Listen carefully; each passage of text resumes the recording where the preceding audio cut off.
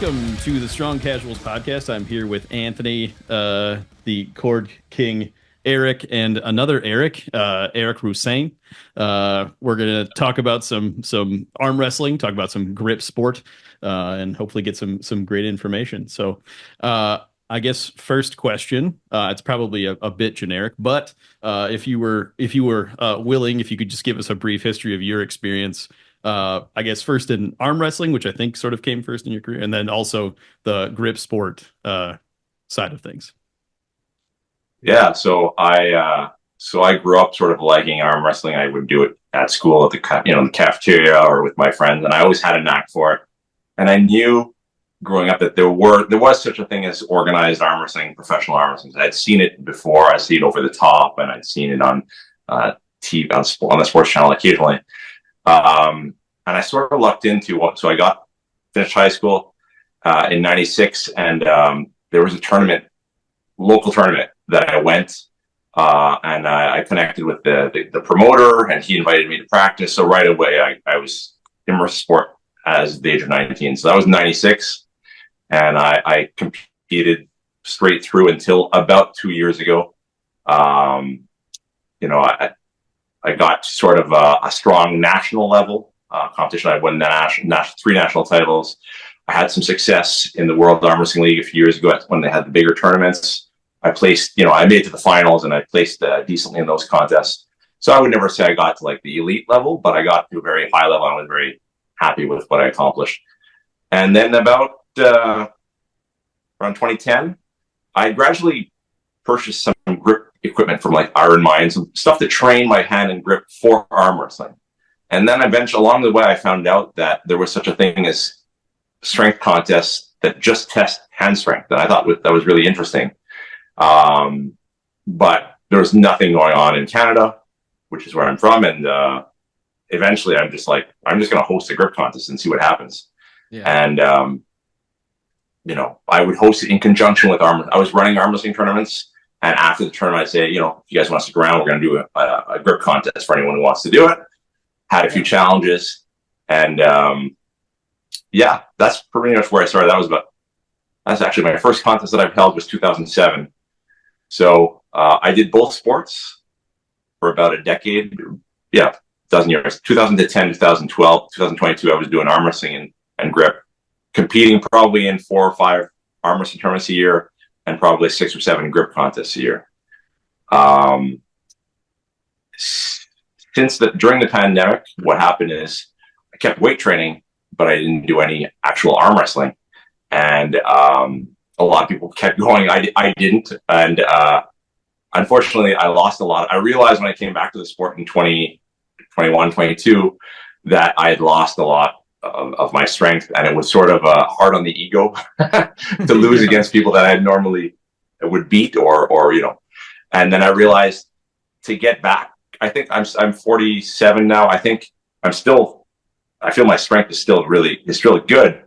I could probably get back to similar to where I was before, but it would take a lot of effort, and I think it would take away from my grip, focus on grip. And grip has been going so well that has become my only sport right now because it has been going very, very well for me. So that's sort of how I came to be in these two sports. Do you have any questions, Ben? I have a couple. You can start. Yeah, well, I mean, off of that, obviously. You mentioned like that you've been running stuff too. Did that just sort of go hand in hand, or do you enjoy running the competitions similarly as competing, or like was that just I don't know. Yeah. So I competed for about 7 or 8 years before I held my first arm wrestling tournament. And holding an event of that type is very similar, like holding a party. You're basically inviting all your friends to your party. And you get to put the spin on, you get to sort of put the flavor that you want for the tournament. You'll offer the weight classes you want, the prizes that you want, that you think people would like. So it's a lot of fun. And I do like event planning. Although that's not my job, I have always been interested in planning things. So I did it for arm wrestling. I've been organizing arm wrestling tournaments since 2004. So grip, arm wrestling was just because I wanted to do it, and then grip I had to do it because there were no grip contests. It's either I don't compete or I stop listening. And to me, I've hosted organized so many grip and arm wrestling tournaments now that a lot of people assume that it takes away from my performance because I'm also running the show. But what I have found, both in arm wrestling and grip, is because I'm thinking about everything else and running around, I basically don't have time to worry about my own performance. Like I don't have time to psych myself, out of doing well. I basically, it's my turn. I go up to the table, I go up to the platform, and that's all. I don't have time to worry. And to me, often my better results are in my own events. So, I like it all. Sweet. No, Awesome. yeah, that makes sense. Yeah, I find it interesting when Canada just seems like they've always had like a thing for arm wrestling. It seems like you said, even when you were in high school and stuff. I don't know, personally in our high school, it's like, a few people arm wrestle, but it's not like a thing. Why do you think like arm wrestling, and it's interesting to me that grip sports wasn't a bigger thing in Canada since arm wrestling is so big. Why do you think it's so big? Obviously we know the current, Canada scene, but why do you think it is so big in Canada? Yeah, I wouldn't say it's that much bigger than in the US. And I wouldn't say it's in all the schools. I mean, I remember doing this with my friends growing up, but there was sort of an annual winter carnival at school. And there was an arm wrestling tournament that was part of that. So because there was an annual tournament, some people get involved and start focusing on that. So if it is bigger in Canada, I wouldn't say it's much bigger than the US, and it's not everywhere. Yeah. But I've researched really the early history of arm wrestling, and the organized form, at least the form of arm wrestling that we know here in North America, as far as I can tell, emerged out of the Montreal area. So Montreal, Quebec, about 120 years ago.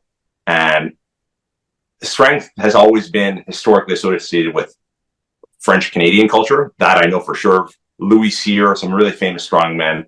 It's always been part of that culture. So maybe, maybe that's where it sort of started. And that's why it is sort of still popular. Yeah, that makes sense. But don't get the impression that it's a major sport here, because it definitely is not.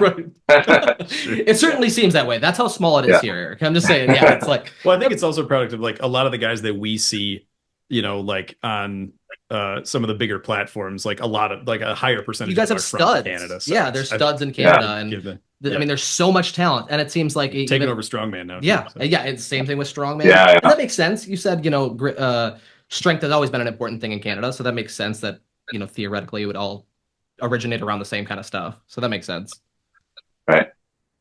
You mentioned like getting into strength because of arm wrestling. Do you think there is a lot of crossover between the two, or do like one benefits the other, or is there a point at which they kind of like separate onto their own things? So for grip sports specifically, so if anyone's watching and doesn't know what grip sport is, it's basically strength contests. I equate it to like a strongman contest, but all of the events test some aspect of hand strength.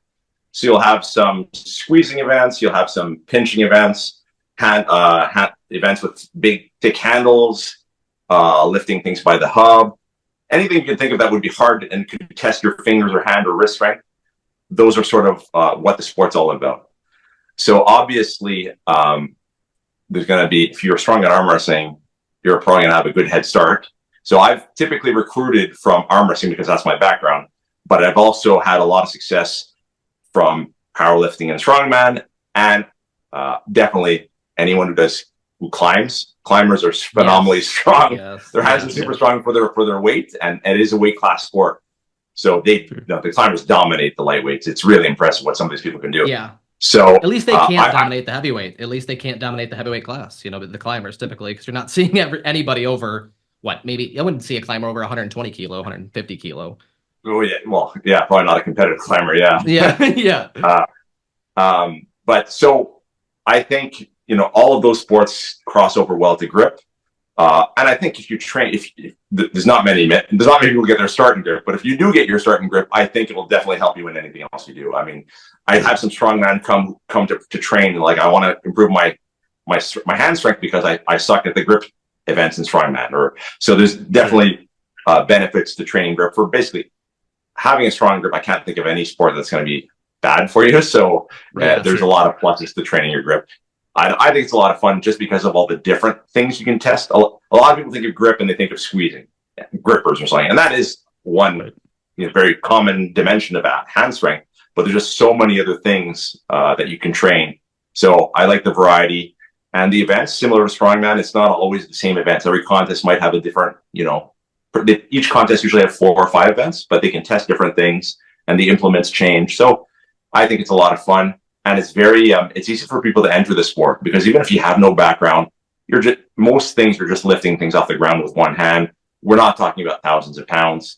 Some of these implements are so hard that even 10 pounds is a challenge. So you're not going to you're not going to hurt yourself, so a lot of women have been entering the sport, which is great because it is a sport. Yeah.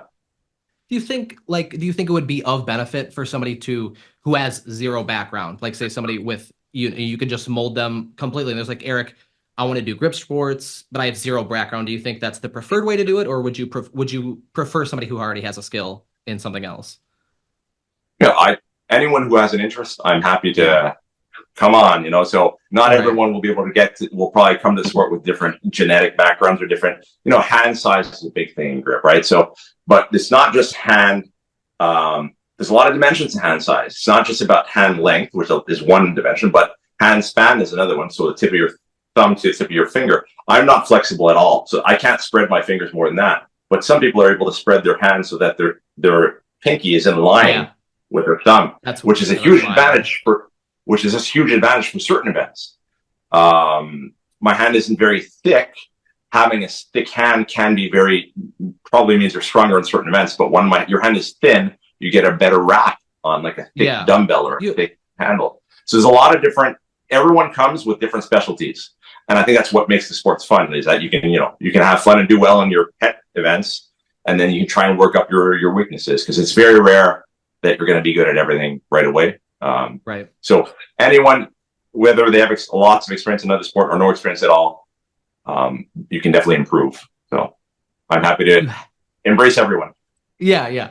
But if you have small hands, you're going to be a deficit, Eric. I'm going to be honest. My tiny hand's on screen. You have a ginormous hand. This is not going to do anything for grip sports. It's not helping. It's all things being equal, I would say you're right. Generally, a bigger hand would be better. But there are some events like a hub lift where you're lifting a plate by the hub, or that I would say that's one of my weaker events because my hand is sort of too big. I can't get a nice set. So some of the smaller implements, I would say a smaller hand is a benefit.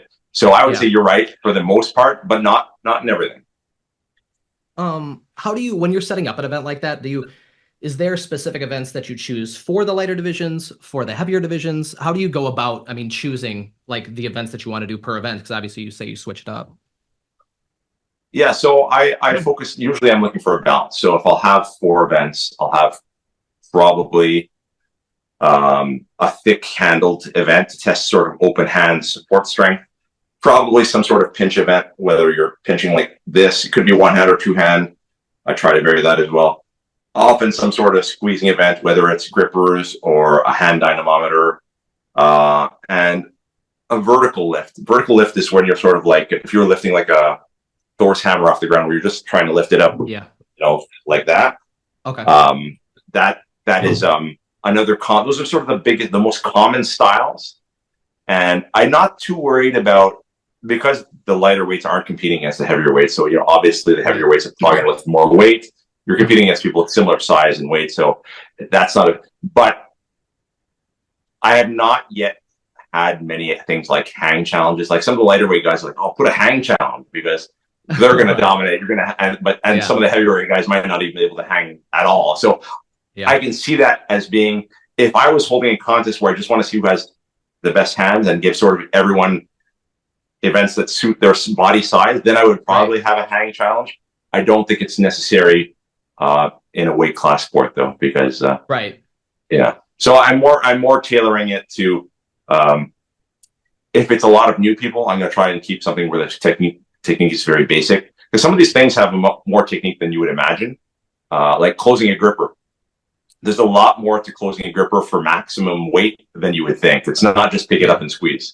So I tend to avoid that event if it's a lot of new people who don't really know how to set it in their hand and that type of stuff.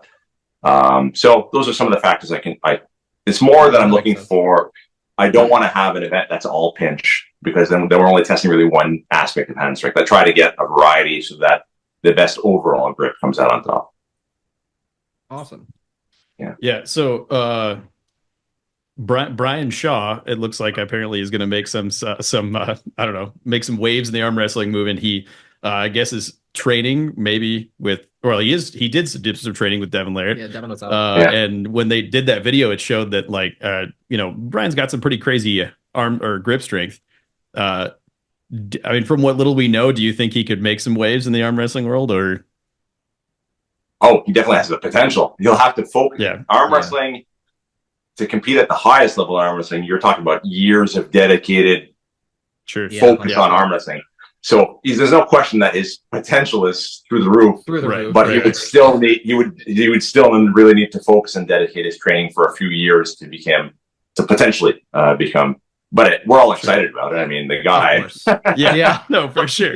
Yeah. But it was interesting watching those videos because, even when Devin's just showing him the movements and the stretches and the workouts, you could tell Brian was just like, I've never done this at all. Like those movements he's not doing at all in any part of his life, really. So it's, Brian, you can see how focused and how intrigued he is at it, about the whole thing. So it's, like you said, the potential is enormous. So it's super exciting. Devin mentions and Eric in that video. Are you that Eric? I'm that Eric. Yeah. Okay. That's what you thought, Eric. No, that's awesome. Yeah. I mean, I think there were some people who thought he could just like walk into a competition and pin Levon or some nuts thing like that. Well, if you're not familiar with the arm wrestling world, I can see how you would think that. But especially if you're an arm wrestler and you know sort of what's involved in it, it's because you would never think that Devin was world champion arm wrestler based on his grip performance, right? So He's like, it's just not about it. We're like, yeah, we know. We can see right here, it's not. If you don't mind, would you mind going in about like your history with Devin? How long have you known Devin? I mean, you're both Canadians, obviously. Yeah, so I first met Devin at a tournament here in Ottawa in '97. We were in the same weight class, amateur division. It was a 200-pound class, so he was really light at that time. Small. Yeah, and I made it all the way to the finals against him, and then he flashed me like I wasn't even there. Like it wasn't even. Oh, no. It was like arm wrestling my dad when I was a 10-year-old. Type thing. It was a completely different league. So I knew that this guy had serious potential. Yeah. And I would meet him at a few events over the next couple of years, but he was generally one weight class above me. And then what happened is he moved to Ottawa in 2001. And when he moved to Ottawa in 2001, he was looking for a club. I was sort of one of the very few active arm wrestlers in Ottawa at that time. So we started training together weekly. And then, eventually we formed Ottawa High Hookers. That was our club. And oh, wow. So, so I trained with Devin and the club weekly for probably a dozen years. It's all the way until I sort of got more into grip and starting having a bit more elbow issues that I sort of scaled back my table time. But yeah, I've known Devin for a long time, and it's really been he's really an amazing guy. Not just in terms of his what he's able to do on the table, but he's just a very unique, special individual who has a lot of really amazing qualities, and his experience and his background is really crazy. The stuff he's been through and been able to do, and I can very imagine. inspiring guy. Yeah, it seems like it. It really does seem like it. Yeah. So we had like the WAL went away. I guess. Rest in peace. I'm not perfectly clear. Maybe you know more. I'm not sure what happened to that, but I'm guessing it was a COVID loss of some kind. Maybe. That's what put an end to that Super Series. Is that what it was? Okay. Yeah, COVID shut everything down, and then I guess in 21, 22, Engen and everything was happening with King of the Table and East and West. And I guess WoW maybe wasn't ready yet, or they were behind. And since then, I've always heard rumors that they're coming back, but nothing's really happened. So I don't know. I'm sort of losing hope. Yeah. But we've heard the same rumors. Yeah, we were like, we've heard rumors. Is it coming back? But we don't know. Nobody really knows. Yeah, but COVID, it was the killer. That's what shut things down. That's such a bummer. So, but then, I mean, we do have the, Engen's the resurgence, the King of the Table in East versus West. Do you have any general thoughts about how that's going? Oh my God, it's amazing. I mean, the sport has never had I'd have to go back starting around maybe 2007, 8, around there, and all the way till the pandemic.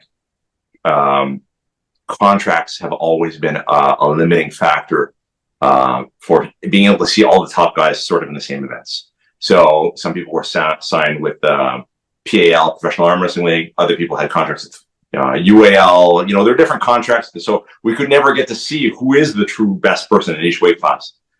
But it seems like COVID put an end to a whole bunch of things.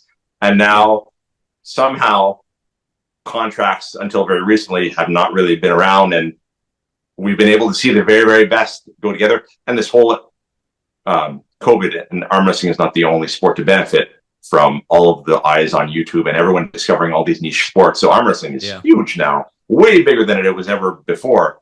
And now it's finally to the point where a pay-per-view online is a profitable thing. So we never had that before, but now it's possible.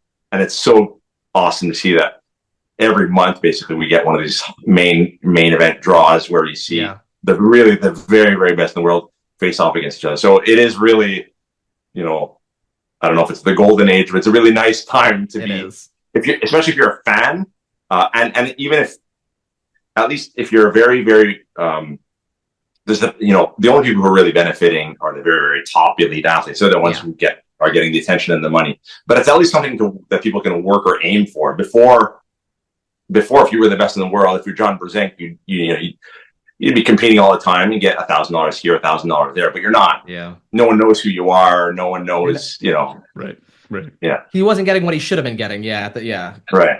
Well, what do you think, because Ben and I are, we've been watching since the WAL and a little bit earlier. There's always the contrast of style of events is certainly different, right? WAL, very, we love that pit style. Actually, we were going to go to the WAL event that was going to go on in Chicago, and then COVID hit, and then there it goes, and then it completely shut it down. That was going to be our first event, but the excitement in the pit is absolute insanity. I mean, you got wives straddling the fence, you got fans, just coming over everybody. The excitement was absolutely through the roof, as opposed to East versus West, where, the quality of match is better than it's ever been in history. And there's 12 guys behind them, just barely hyped to be there. It's an interesting, then you look at the audience and there's 7 dudes and you're like, nobody's going to these events. We're chomping at the bit. We're I will fly there now if tickets were not $3,000, just to get there to see the event. Right. What is your take on that? What do you think is a better style of event? You can't put down the quality of event, obviously, that East versus West and they're creating, but it's a different environment. Not everyone's going to give you the same response. I lived through the WoW, and although I never went to the Super Match series, I went to their big championship tournament every year from 14 to 17, and it was the same thing. The huge crowd, and they encourage people to come right up to the table. Yeah. So the vibe was awesome. As a competitor and as a fan, it was a lot of fun. So I really, really like that. The East versus West, I do think it's odd that there's trying to be a bit. I think they're working on the fan size, and I think you saw with the last Devin Levan match, there was more people there. So, there certainly was more people. Yeah. So, even something the Orlando series that we just had, that chance or the Challenger series that Chance Shaw brought over. That was great. There's people getting a little bit closer and stuff like that. You're right. They're starting to move in the right direction for sure. It's a bit of a challenge. Also, I think this is when you have that many people in a pit area surrounding the table, it sort of becomes difficult for video review, and you can't have people blocking cameras and the referee. So and these guys are huge. So I think it might there might be reasons why they can't match that vibe exactly for very good reasons. We don't have Bart Wood controlling everybody there. These refs at East versus West are getting pushed around. They look like fans. They're Well, that seems to be a constant critique, though. And I'm not trying to I don't know, get controversial. We can get controversial a little bit. The refereeing is quite awful. We find that there's a lot of commentary about the reffing at the East versus West and King of the Table events, that the reffing is not what it should be. Not consistent. At the very least, zero consistency as to what's going on. What's your take on that? Was reffing good in WAL in your opinion? I've never really had too many issues with refereeing. It's a very hard job, one that I've never been interested. I've never been interested in officiating. I'm very happy that people want to do this. Yes. They're especially in these East versus West King, they're placed in almost impossible situations where they're like, right. you got to call the match, but we want to see pins, and they're like, well, it's right. very, very tough. At least if I look at WAF, World Arm Wrestling Federation, at their World Championships, everything is super strict, and there's no messing around. And they will not hesitate to foul you out. And from a spectator point of view, it's not great because a lot of matches do end on fouls, but it's at least easier for the refs. This is basically an impossible task. So I'm careful to critique the refs too much because I get it. Yeah. I don't know what they should be doing. No, yeah. And I think that's like one thing that we like about arm wrestling, which maybe be it. And I think it's appropriate, but like, it seems to be where this sort of like these spectacle meets with the sport, like there's a lot of, you can show some personality. You can have a presence when you're there. And yeah, I think that I guess I'm just making a statement. I think that's a cool part of the sport that and even maybe it at times though, maybe it wanes maybe a little bit farther into the make a spectacle side of things. But sometimes we need it to grow the sport. If we don't do a bit of that. Yeah. We say this all the time, Eric. It's like we need a little bit of so Devin or Ben, he's like, maybe I don't like the walkouts. I'm like, I'm gonna be honest. It's as dry as can be out there. It's like, if we don't have these walkouts, where's the excitement? What's going on? In WAF, it's like, they end by fouls, but some of these East versus West matches are ending by fouls, but these fouls are taking like 45 minutes to happen. There's like 35 running fouls, Eric. I'm like, what is even going on? It's like some of these best of 3, best of 5 series. It's like, I'm sitting here for an hour and a half and we're in the prelims, like the Challenger Series card I thought was a stacked card, but then, the East versus West and, sometimes the West or I apologize, we're the West, the East. Some of these guys, it's like they don't have a spectacle. They're just raw talent and raw power, and we don't know them. And they're just out there. Or Devin's just screaming at Georgie. Georgie's giving him nothing, giving him complete silence, and that's fine. That's fine. Yeah. We knew Georgie was never going to give Devin anything back, but it's just like because he doesn't. He just has nothing to say. He doesn't speak really English, so it's not really going to work out very well. So, but it's just like Devin's doing what he needs to do for the sport, and he's been doing. We need that spectacle. When I'm telling a friend of mine who doesn't watch arm wrestling, am I going to show them? I want to show them an Artem versus Vitali match, but it's like they're not going to really care. They're not going to see the technical aspects of what's going on the table, like a Devin match. Or you want to see Matt Mask wrestle a bear in the woods? You're like, that's every single match he's on the table. Every single match. It's like we do need that stuff, but sometimes you just don't get it. So this local on the America side is exciting for hopefully the rest of, and hopefully more to come. Right. Yeah. I think we I guess trade subjects a little bit. We use your website all the time. We love your website. And I guess I'm just wondering, like, did you sort of see the absence of a place that has all this information and decide to fill it? Or was it like, what was the impetus to creating that website? So if I think back to early 2000s, I would hear people say Alan Fisher was like 26-time world champion, and people would have all these number of world titles, but I had no idea. I also heard nothing. There was nothing online from anything that happened before 2000 for arm wrestling, or very, very little. So all of these world titles, they were just, no one knew anything about them. So in 2010, I decided I'm gonna have a little summer project. Myself a summer project. I'm going to research the history of arm wrestling, and because just for my own interest, I wanted to find out. And I didn't know if I was going to write a book or what I was going to do, but I managed to interview a lot of key people from the early days, from the 1960s, the 1970s, and it was so interesting what I was hearing. And I started writing a whole bunch of articles, but I realized this isn't the summer project. This is something this is going to take a especially because I'm really interested in the details of this stuff. So I just eventually decided, I'm just going to start uploading things to the online. And it's not, the purpose isn't to make money. It's just to spread knowledge. So, and there was nothing online. So I'm going to focus on arm wrestling history because no one seems to be doing it. And I'm going to assemble all the results that I can and research these organizations and these peoples and put it online. And that's sort of what I became, sort of the de facto arm wrestling history site. And I keep adding to it. Like I haven't written too many articles recently, but I keep uploading all the results for any major event.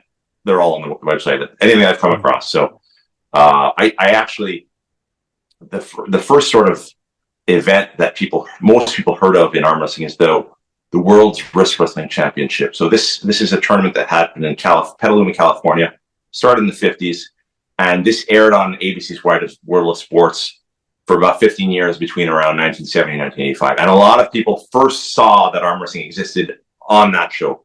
And this is back when there was only 3 networks, and like 35 million people would be watching this thing on TV, and they say, "Wow, what is this?" So, but those results were nowhere the results of all those tournaments. I had never found them online. So I knew that one of the main organizers was actually a columnist for the local newspaper. And he must have written about this tournament in this paper. And this is in 2010 that I decided to do this. These newspapers hadn't been digitized yet. I knew that they had them on microfilm at the Petaluma Library. And I'm probably not going to be able to fly to Petaluma anytime soon. But I contacted the library. I said, "Do you have anyone I can pay to just research for me?" Wow. And they said, yeah, we'll give you some contacts. And, I paid someone for maybe 20 hours work. I said, "Listen, I think this tournament happened around these dates. I'm pretty sure if there's anything, it would be in the newspaper. This is the columns, this name." So I gave them something to sort of work with. And then she made a whole bunch of photocopies of things she found and sent me a big package through the mail. And then I had the results from all those tournaments. And it was like a landmine. It was like a gold mine for me. So I went through all that and published that all online. I wrote a detailed article. But, I sort of questioned, had I not done that, would that still be lost? The thing is now in the past few years, websites like newspapers.com have digitized and you can actually search those newspapers now. But when I did it, it couldn't be done. Yeah, it was brand new. So, sure. Yeah. So that's fascinating. I had fun unearthing this stuff and then sharing it, and I got a lot of positive feedback. So I just kept doing it more and more. So I just enjoy it. We definitely appreciate it. That information is vital. I mean, for us, looking at cards and trying to analyze them in some way, being able to go back and see all of these guys' matches for their entire career is amazing for us. So even pulling current results for events is crazy hard. So it's like the fact. Oh yeah, it's a Wild West now. We used to have sort of there was a message board that was popular in arm wrestling called the Northeast Board.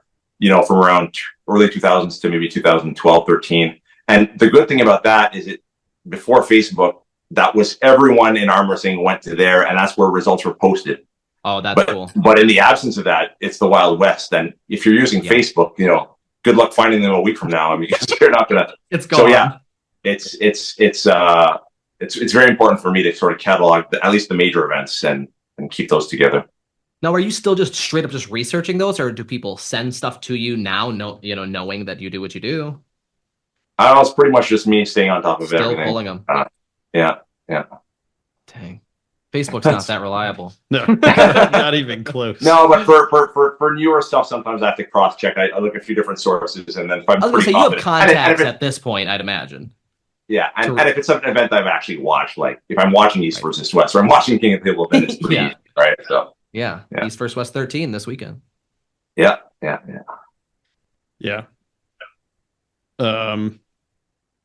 else? We got a giant list of things. So we enjoy watching this stuff, and it is growing. I mean, it's growing, I guess, more than it has in the past.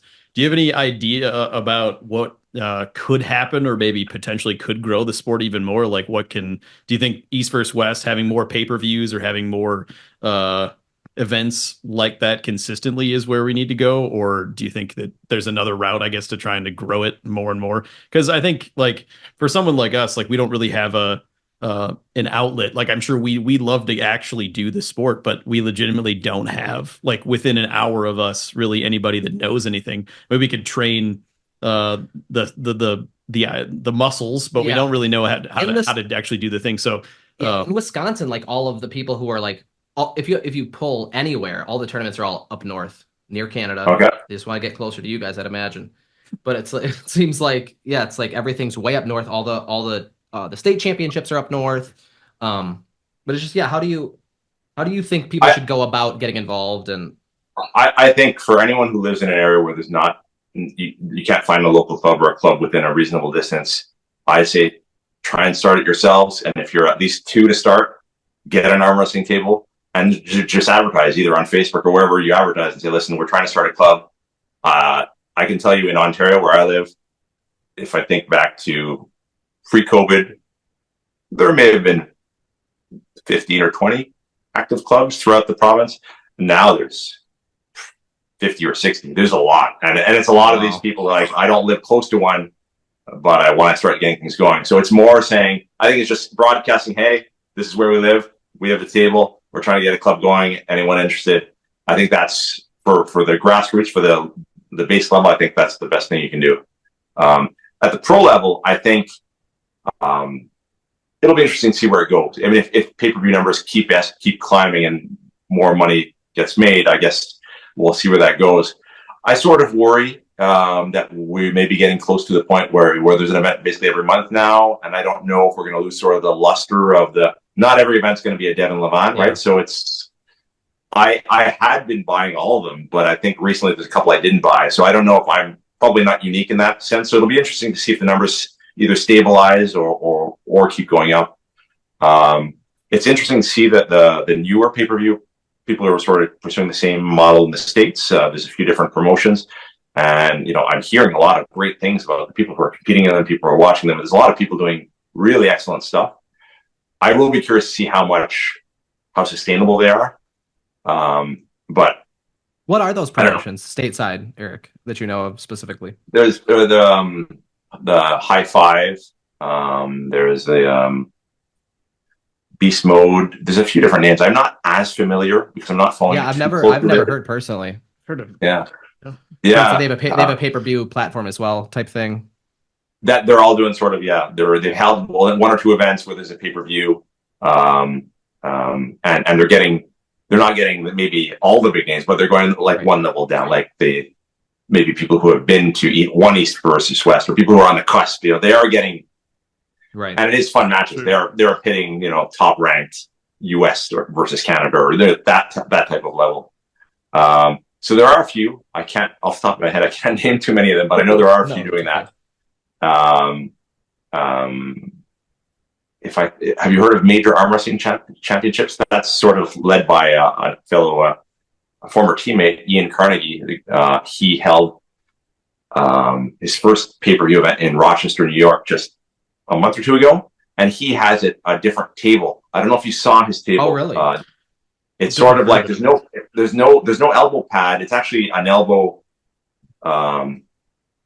Your elbow is actually below the tabletop, and I think it's a three-quarter inch sort of pocket. And basically, he wants to speed up tournaments. He basically says if the elbow pops up, but is within that 3/4 inches, it doesn't get called. Okay. So and there's a few other things. Anyway, if you want to see a fast run tournament, I think he ran a dozen super matches in about an hour and a half. Like, it was ridiculous. Oh my God. But it was from a spectator point of view, it's the complete opposite of East versus West, where you're not watching an hour match, right? So it was a lot of fun. So he's definitely on to something for speed and expediency. But I just see that there's a lot of different people trying different things. It'll be interesting to see who survives and who's still hosting events 5 years from now. And but there's never been more arm wrestlers than there are right now. I just came back from a Canadian National, so they were on this past weekend. We had 908 entries, which is nice. If I go back 10 years ago, 12 years ago, we were at around 275. So it's gone. It's Where's the event held? It was in an arena, actually, like a 5,000 seat arena. So we had That's so cool. Yeah, it was really nice venue. But just goes to show you that post pandemic, it's completely different volume. There's just way more competitors, and for the first time ever, there are fans of arm wrestling. Before, there were no fans; it was friends of arm wrestlers. But now there are actually fans, which is really exciting to see. Yeah, I mean, we're fans. Yes. Like I said, we don't arm wrestle. We would love to. Well, honestly, we're shooting for exactly what you just told us. We're gonna get a table and we're gonna figure something out. But yeah, it's like pandemic opened, like you said earlier. So many niche subjects just showed up, whether it's grip sports and arm wrestling. And I was literally gonna ask, how do you streamline events? And I think that guy's ideas with the World Arm Wrestling Championships. So like you said, just changing anything. The sport hasn't changed. There's been no, it's not changing the event. It's not changing the sport, but it's altering the implements that we use. So it's like if you can make a match faster than an hour and a half, all right, I will watch it 100%. I'm not sitting here looking for arm fouls for 25 minutes. Nobody's going to watch it. You can't get your grandma to sit down and watch them just foul for 45 minutes. It's not happening. Right. So that's awesome. Yeah. For Canada Nationals, I mean, do they like post that anywhere? Is that like there's a live feed for that or something? Because I would be an event that people would love to see. Right. So the Canadian Nationals have, for the many years now, have been filmed by Arm Sport Videos. So the Arm Sport Videos is a YouTube channel. Okay. And he films it all and then edits all the footage down. But it's not live streamed. It's only uploaded in a few weeks from now. So he's basically he's documenting. He's capturing history, but it's not live. But on Facebook or on YouTube, you can find a number of people who just filmed the finals, and it's already up there. So there was no live stream, Devin was live streaming for about an hour, but no one live streamed the whole thing. But there are a number of feeds that you can find where you can see the results. Awesome. Yeah. Is that what skill wise in nationals? What do you have to be? Is there no can you be a professional? Is it only amateur? Can you can just be in anybody? Can you and Devin sign up if you wanted to for fun? No. So it's an open tournament. It's the nationals sort of is meant to although it's changed in recent years because there's a split at the world level. But historically, the national championships is open to anyone, and if you finish top 2 in your class, you qualify to represent your country at the world championships. Awesome. There's no money, so it's just medals. But there's no such thing as anyone. Devin competed last year at nationals only because he wanted to face Ryan Espy, and Ryan Espy happened to be there. So anyone can go. At the World Arm Wrestling Federation level, there is drug testing. Now, we are it's amateur sport in that there's no money, and it's the national championships. It's, I guess, in theory, it should be a drug tested event, but there is no drug testing because it's not cost prohibitive, and it's so. I sincerely doubt that it's a clean event. I think there are a mix of people attending, but there are no requirements. The only requirements to go to nationals is you have to compete at your provincial tournament, so your provincial championship, and you don't even have to place top 2 or top 5 or whatever. You just have to go compete, and then you're eligible to compete at nationals. And if you finish top 2 in nationals, historically, you make Team Canada and you go to the Worlds. But it's all on your own dime unless you can find a sponsor. There's no prize money. So anyone who's in arm wrestling or interested in getting into arm wrestling, don't do it to get rich, because it's not gonna happen. That's pretty well established. Just do it for the money. All of them. We do it for the purses are overwhelmed. I mean, for 908 people, how deep was the deepest bracket? I mean, how many matches are these guys pulling? So now there are a lot of different divisions at national, right? And World is even more, right? So everything's right and left. Don't forget that. Oh, that's okay, right. Then there's the open categories. So for men, I think there's 10 or 11 weights classes open. And then you got all the age categories. So you got masters, which is 40 and above. You have grandmasters, 50 and above. You have senior grandmasters, which is 60 and above. And then you have a whole host of junior categories. And then you have the disabled. So 908 spread over, I don't know, 60 something classes. I would say in the open division, the bigger class had maybe 25 or 30 guys, which is a really good sized class in arm wrestling. when I started, most classes had maybe 5-6 people, so it's not as fun, right? But when there's 25 or 30 guys who are coming to nationals, excitement. And the fact that anyone who's going to nationals at least feels that not everyone's confident they're going to win first place, but they're at least feel like it's not your first tournament. You're going there and you want to see where you stand. So it's exciting to compete in. It's exciting to watch. It sounds exciting.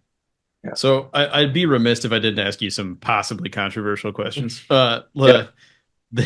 So Devin made a video not too long ago talking about the King's move, which it seems to be a thing of debate.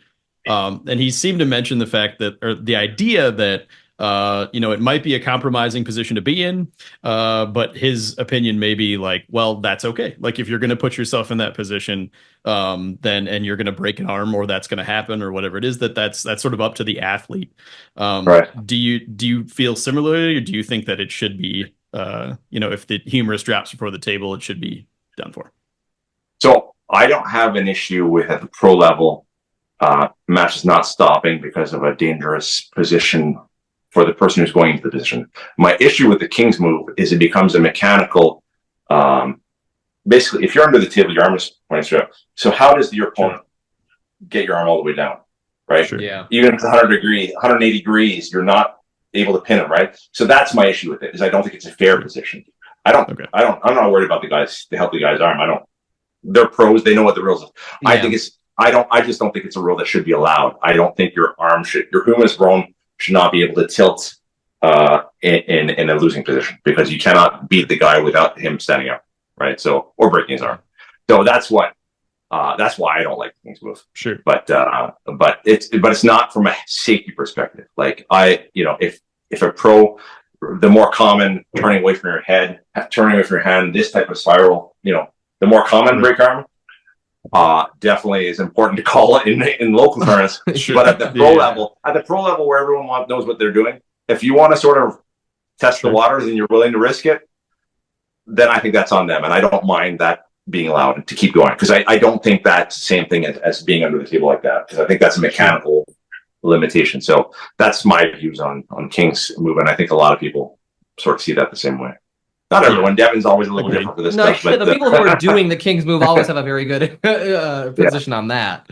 Yeah. Well, yeah, no, I mean, that's my opinion. I think and I don't think it's a matter of getting hurt most of the time. No. It's exactly what you were talking about with them. Yeah. An advantage, or a sort of physiological advantage of just not being able to do it. So. I mean, there was like a recent video that Engen posted about, it was like 2 dudes locked in double King's move. And it's like, Engen's like, I will never allow this in my tournaments ever. This is disgusting. Oh, they were both like hanging off the table. Literally, both of them are like hanging off the table. And you're like, this is preposterous. You can never, that's not arm wrestling. That's basically what he was saying. It's not arm wrestling. This is, it's a joke. And it is a joke, because, I mean, if you saw the still image, it was pretty insane. It's just, it's a famous match. That's one of the matches. What is that match? It happened at a Ultimate Arm Wrestling League tournament about, I don't know, circa 2012. One of the arm wrestlers' names was Mactel, and I forget his opponent, but it was just ridiculous, and the match went forever. And you can see the referee didn't even really know what to do in this position. Anyway, look it up. I'm sure you can find it on YouTube. But this was a classic, like, ugliest match of all time. Yeah. it lives in infamy, that's for sure, because it keeps on coming back somehow. Yeah. But. Well, yeah. I mean, and the pro level, it's like, better. You know what's going to injure you, and you know what's not going to. So it's like, and it's funny, because I've heard, like, years ago, I honestly thought of, we're in small town Wisconsin. We grew up in small town Wisconsin. We have a fireman's festival, just like any other small town does. And the concept of an arm wrestling tournament always sounded like it was a good idea. Just people are always up for arm wrestling in general. But I think that the whole concept of, you see one spiral fracture on YouTube and everybody's like, we can't do this. We're not breaking arms out here. I'm like, well, you're not going to break your arm if there's a referee there who tells you exactly how that happens and just lets you know what's going on. It's so much of a scare tactic, I feel. It can still happen. I mean, the people who are most at risk are the people who are very gym strong, like people who are bodybuilders, who are basically, their muscles are too strong for their bones. That's how I describe it. Those are the people who are most at risk. And even if the position looks okay, it can happen. There's no guarantees that it won't. So It's, Right. yes, it can happen, but what I like to say is the worst thing that can happen, broken arm or some sort of arm thing, right? No one's getting their head bashed in. You're not going to have like a serious, no concussions. There's no CTE going on. There's no really bad stuff, right? So, Right. but I understand the hesitation, and I know it doesn't help that these videos all become viral.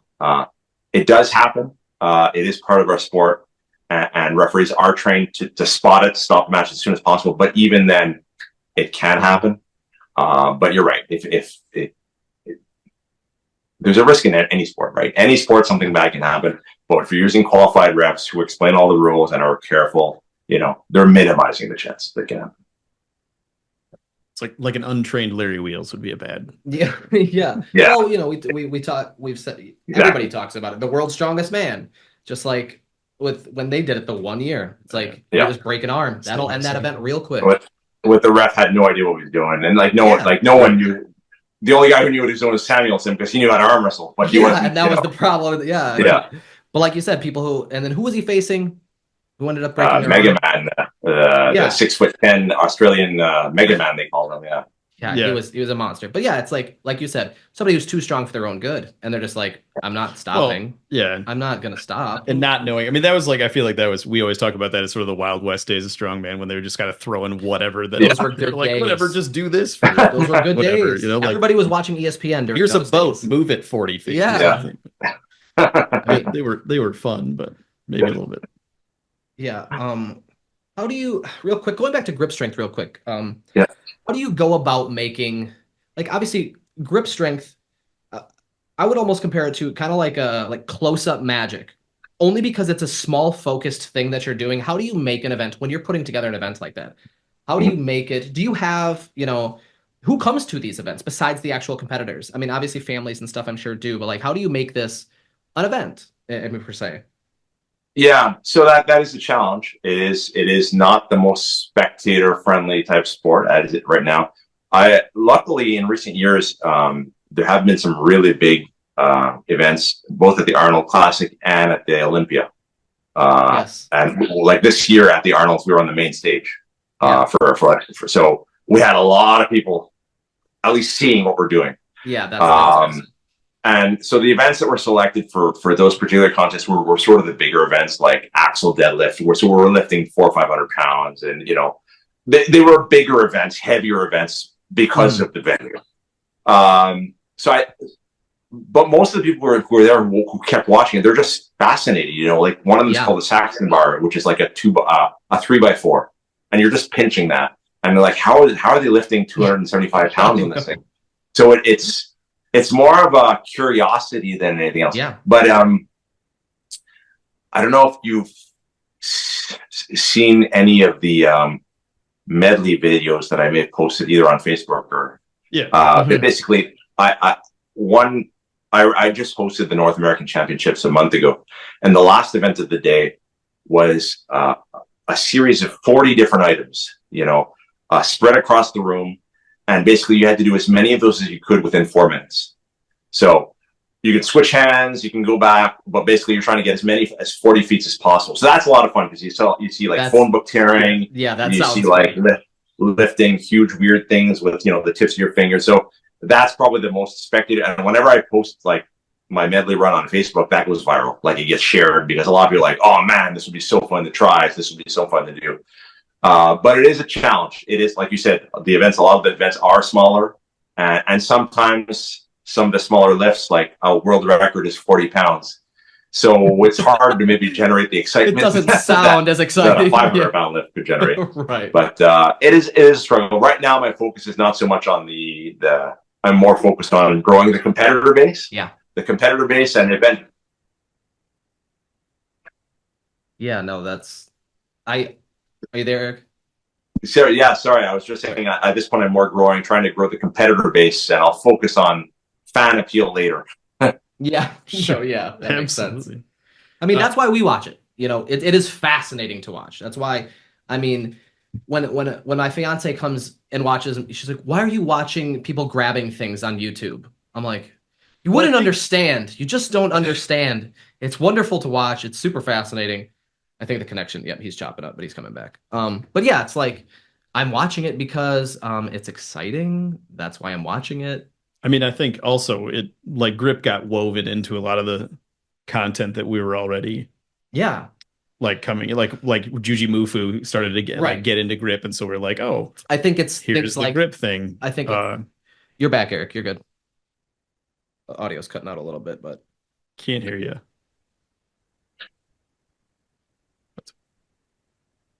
You there? It's just chopping. I'm here. Yeah. There we are. We can hear you. This will all be fixed in post. Don't worry about it. Yeah, no, we were just saying that like grip found its way into a lot of the content that we were already consuming, and so we kind of like Juji Mufu was doing a bunch of stuff with grip, and then Ode Haugen with Martine Sleazy's Rise got a lot more camera time and a lot more content time, and so we started getting like understanding more of it and seeing more of it in content, and so that sort of drove us to understanding it. But I mean, and you know, I think that if people would just take a moment to try the actual to try a hub lift, they'd be like, oh wait, the world record now makes a lot more sense, you know, like and that would so I guess the best possible thing is more people doing it, and then they, you know, realize that it's like A, how much fun it is, and B, what the records are. Yeah, and that's what I think is a draw to a lot of people, is that the sport is very young, so it's not too hard to get sort of in the record range for your given weight. There's not thousands and thousands of people who have done these lifts, so you can do an event and be like, wow, I'm already, you know, 15th in the US for this lift. So it's very motivating for people who have any moderate degree of success early on, and they get really excited and want to climb the ranks. Yeah. Yeah. I mean, if there was ever a time to be on the ground level of grip strength and arm wrestling and strongman, all these strength sports that have just made a huge resurgence come pre-COVID, post-COVID. It's interesting because like grip strength, genuinely before COVID, before the strongmen and the arm wrestlers started to dabble in that content, you know, with the grip strength, I didn't even know it existed, you know, and obviously events like this have always been happening for a really long time. And I think the majority of the world is feeling the same way. But I love seeing it now because it's, like you said, it's anybody can start doing it like right now. Well, the barrier to entry for implement is pretty easy too. I mean, you don't have to go out and buy a rack and a bar, and like a lot of this stuff is you go down and find an anvil. Household items. Or one of the entry level is like just fat grips. Do you know what fat grips are? Yeah, totally. Yeah. So that's just an easy way to start training thick bar. Get yourself a couple of hand grippers. Yeah, it's not, if you want to do DIY stuff, you know, get a 4x4, get a pipe. You know, there's a lot of easy ways to mimic some of these lifts. Yeah. No, it's a blast. We have fun messing around with it. We're definitely not competitive by any stretch, but I mean, it's fun. It's also just fun to test. Now, they're always, at least I've always been told that there's sort of like that grip strength is kind of earned with time and not necessarily something you can just bulk up real fast. Have you found that there is sort of a benefit to just being sort of having more time on Earth, like being a little bit older, being a benefit to of a human being, having better grip strength? Yeah, it's hard. I would say, yeah, and you can keep building your grip strength for a long, long time. I think obviously my years in arm wrestling and the training I'd done for that gave me a big head start for some of these lifts. But yeah, and I think you can. Your hands will continue to get strong as you train them. Like I'm 47 and I haven't seen any decrease yet. So I'm not maybe at my strongest in every lift, but if I train it, it's basically hard to be strong at everything at the same time. But basically, if I focus on something, and I expect to be competitive for many more years. So it is a lot of strength sports are actually like that, where you can be strong for a long time if you avoid injury. Injury is the sort of the thing that holds a lot of these people, arm wrestlers and strongmen, back as you start getting hurt.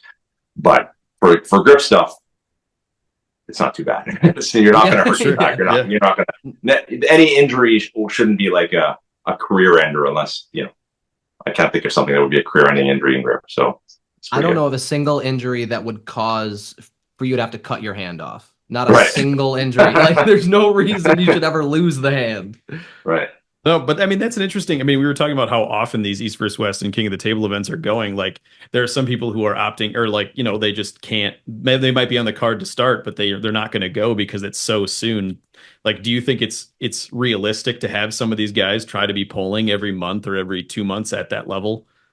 It's tough. Yeah, Yeah, it's got to be. Like, I don't know how John Brzenk anyway, John Brzenk is the widely recognized as the greatest of all time in this sport. Yes. Maybe not maybe didn't have the peak level strength that Levan does, but if you look at what he did over 40 years, Yeah.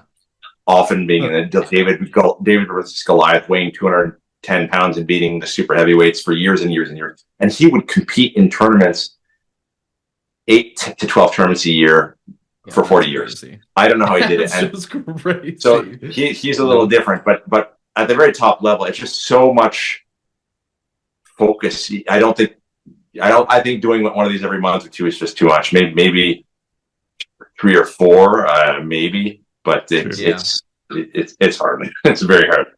Yeah, and I think as for the casual fan, I think we appreciate, every 2 months is not a big deal. Like, it was like one of the King of Tables was like, one of the King of the Tables had like 25 matches. And then the East versus West next one had like 8 matches. Like, there's no arm wrestling event in history that needs to have 25 to 15 matches. Like, you don't need that many matches, especially with these running calls. Don't get me started, Eric. We're not going to go through it again. It's like we don't have the time in a day to get through all of these matches. I just think, give me Challenger Series that came to Orlando. They had, I think, 10 to 12 matches, but every single match was a quality match. A couple of those guys also pulled twice, right and left, Matt Mask being one of them. I think that's totally fine, but I think we would much rather see the guys we want to see at full potential every 2 to 3 months than seeing these guys. It also takes away their luster after, seeing them 4 times in a row. If you can do it, I get it, but you see it, you can see it on the table. Everything plays out on the table very crystal clear. We can see if you've just recently pulled, we can see if you're injured. We maybe not know what's going on, but we can see when you're a less of what your capability is. Right. Well, I mean, I think we also appreciate the sort of camaraderie in the sport, which I feel like we find more in sort of niche sports. There's a lot more sort of, camaraderie that just the people are nicer to each other. And I think that we've seen a lot a lot in when these people drop out or when they say, hey, listen, I'm not at 100%. And then they're respected for that. They're like, okay, cool. Well, I don't want to see a match where you're at 75% or you're at like 50%. I want to go up against a healthy opponent. And I think it's nice as fans for us to see that and also to be supported. Like, hey, we respect that. And also, I mean, I feel like and especially strongman and arm wrestling, people win well and people lose well. And I think that's not something that happens in a lot of other sports. And so we appreciate that a lot. I think, right when, David took, he says he's going to face David right after he lost to Levan. I like this. It was supposed to be the next East versus West. You're like, this is conceptually, it doesn't make any sense. You just face the best puller in the world, and now you're going to go face the Dickian, who's obviously ready for you 100% and hasn't pulled in a couple of tournaments. I just don't think this is smart. And obviously he pulled out like he should have. He wasn't in the right mind, I'm sure, when he took the fight.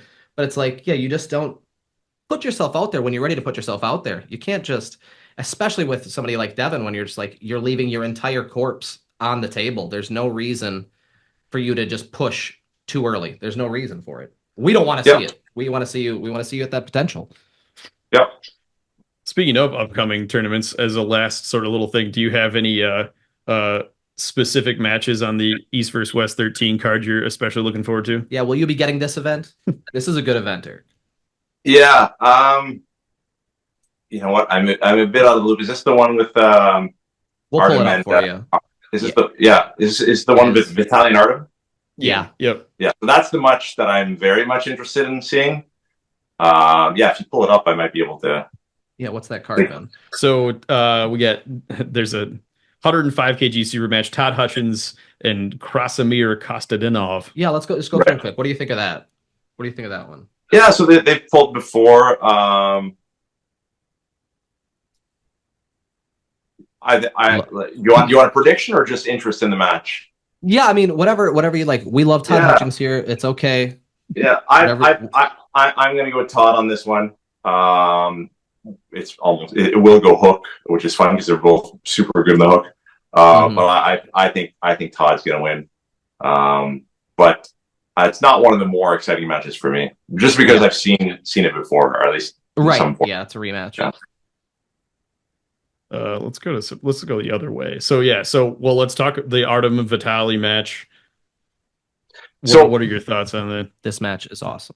I think it's Vitaly. I think he's on a hot streak. He's bigger than ever, huger than ever, and he just the size. I think it'll be too much. I really do think he's creeping very close to being the next guy to face Levan, and I do think he's going to win this. Young Artem has a lot of potential for sure. I don't know. My gut tells me Vitaly's going to win this one. Yeah, I think that's what everybody. I mean, it's hard. Just the way Artem or Vitaly's been performing, it's hard to think otherwise. Obviously Artem had that really good match with Matt Yashenko last event, but and his grip strength. I mean, I think he has the dynamometer. But Vitaly breaks the dynamometer record like every 2 weeks. It seems like it's his own record. So this also means what's his face is going to have to interview him again if he wins. But God. No, don't get me started. Coach Ray is the only one who needs to be interviewing. Let's put it out there. Yeah, he's also I think the only announcer to root for the other guy just so he doesn't have to interview him. But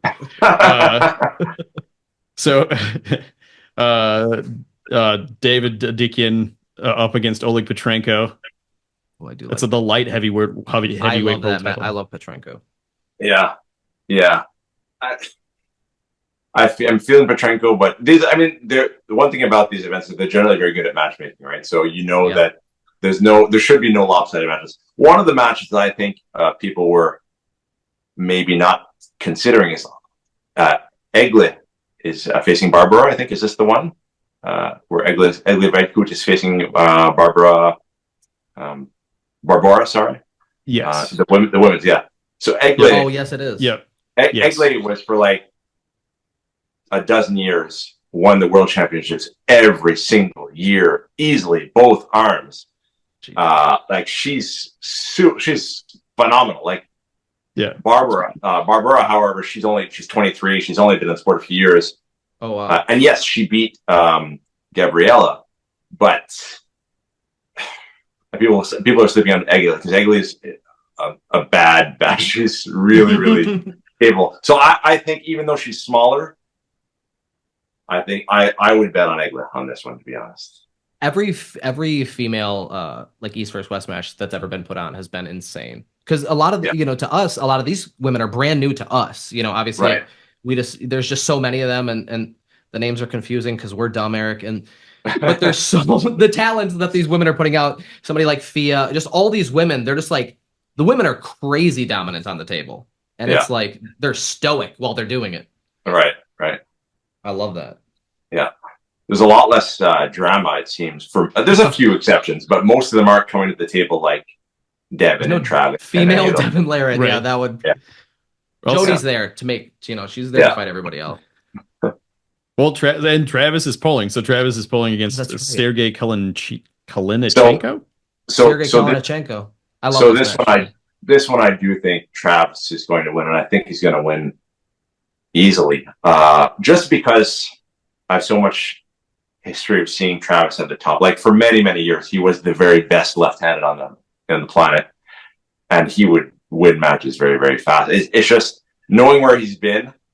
I just feel if he's motivated, and he does seem to be motivated this time. He seems to float the idea of a comeback every year or two. But this year, it just feels a little different. It feels like he's a bit more focused, and I think he's seeing what's happening at East versus West King of the Field, and he's sensing there's opportunity there. So I think Travis is going to win, and I think he's going to make a statement. I think it's going to be 3-0 or 4-0 or whatever it is. I mean, when he faced Derek Smith at the Challenger Series, he really, for a return, he just smashed. Yeah. Personally for me, and I think people like me, and there's a few of those people, that show that Travis was on, Game of Arms, that was on AMC. Yeah. I think that that showed me what arm wrestling like. I was like, this is psychotic. And obviously it's a lot. Some of that was pre-scripted, obviously, because some of it was was kind of wild, but the pulling that was happening on the table, getting to see people like Alan Fisher and his son, and getting to see Cobra Rhodes and getting to see Travis Bagent. I mean, Travis Bagent made the show with his, being Travis Bagent. And then, you watch everything outside the show, you're like, oh, that's just him. That's really who Travis is. He's actually psychotic, and he's legitimately, at the time, it seemed like, until it seemed like Devin beat him at Arm Wars. I mean, he was the best left-hander in the world at the time, it seemed like. For many years, yeah. Yeah, I mean, how long have you seen, Travis, like, in the scene? What's your history with Travis at all? Have you ever pulled him? Have you guys ever been the same weight? I've pulled him in overalls, so a couple of times. But it's like, when somebody's that much better than you, it's like, you don't feel it. They don't feel you. I mean, but he's just, I've pulled him at a few events, and I first met him back in 2002 at a big event, and he's one of these guys that if he's not motivated and he's not training, there's like untrained Travis is miles away from in shape Travis. There's a big difference. So right, and I just think that he's approaching, he's getting back to peak Travis is, and I think it'll be fun for the world because he's a very, very fun guy to watch.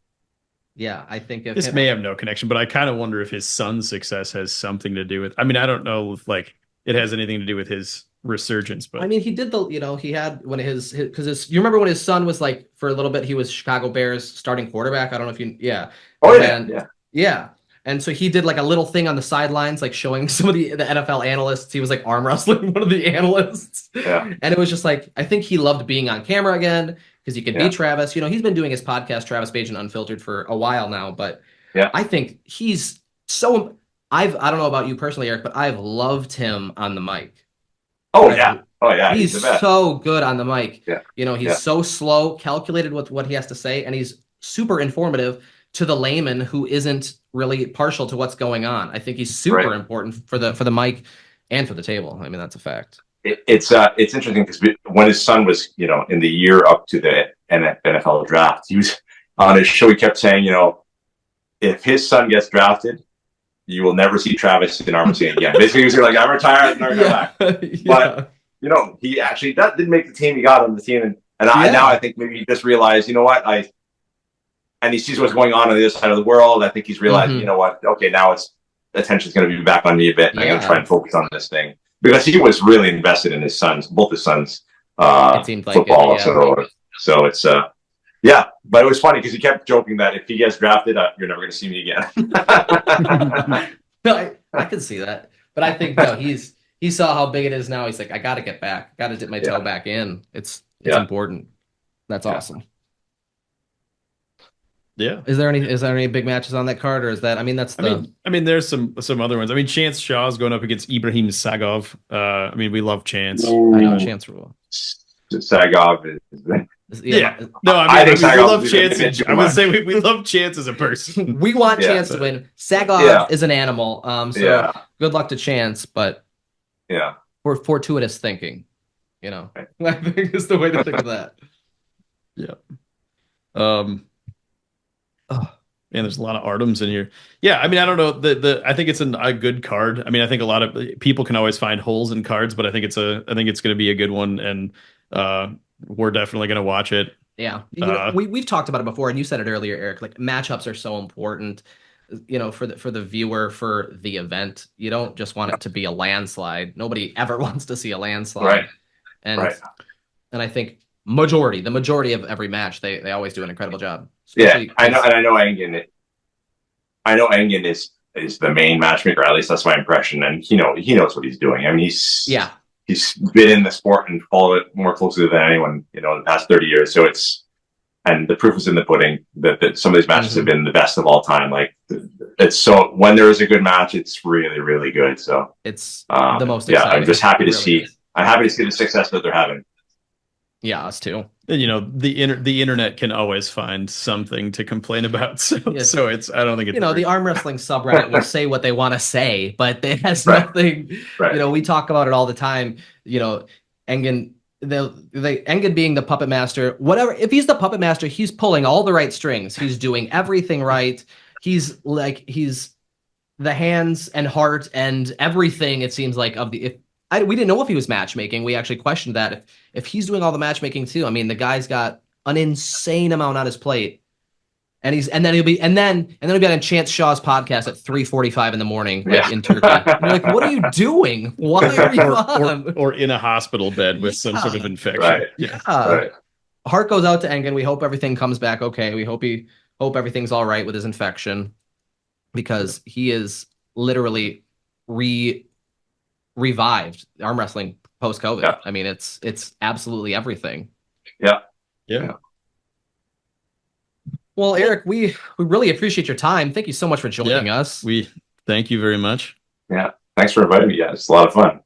No, yeah, the arm wrestling history is exactly what we were hoping for, and your site is truly, truly invaluable. And I think, 100 years from now, it'll be even more appreciated than it already is. Oh yeah, I think as this grows, it was for us getting into it. It gave us a lot of background that we wouldn't have had, and so we definitely appreciate it. Oh, thank you. No, so thank you so much, Eric.